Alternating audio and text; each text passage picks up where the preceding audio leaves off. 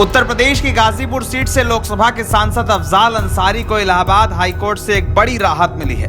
अफजाल अंसारी को गैंगस्टर के मामले में इलाहाबाद हाईकोर्ट ने जमानत दे दी है।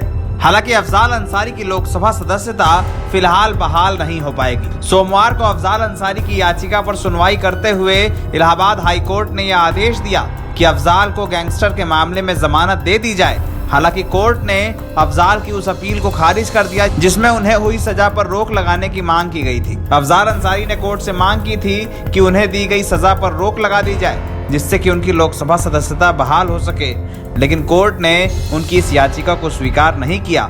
लिहाजा अफजाल अंसारी की लोकसभा सदस्यता अब बहाल नहीं हो सकती है। इस मामले को लेकर इलाहाबाद हाईकोर्ट में जो याचिका दी गई थी उसमें अफजाल अंसारी ने कई मांगे की थी।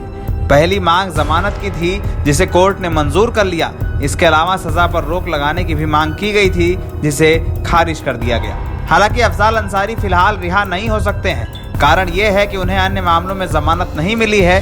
वहीं दूसरी ओर गाजीपुर लोकसभा सीट पर उपचुनाव का रास्ता भी साफ हो गया है। अगर अफजाल अंसारी को राहत मिलती तो गाजीपुर की सीट पर चुनाव ना हो पाते, लेकिन अफजाल को राहत ना मिलने की स्थिति में चुनाव आयोग अगर चाहे तो यहाँ पर लोकसभा उपचुनाव का ऐलान कर सकता है। बीते दिनों ओम प्रकाश राजभर से बीजेपी के गठबंधन के बाद ऐसी अटकलें लगाई जा रही थी कि भारतीय जनता पार्टी के लिए गाजीपुर की सीट पर अफजाल अंसारी के साथ उतरना एक फायदे का सबब होगा।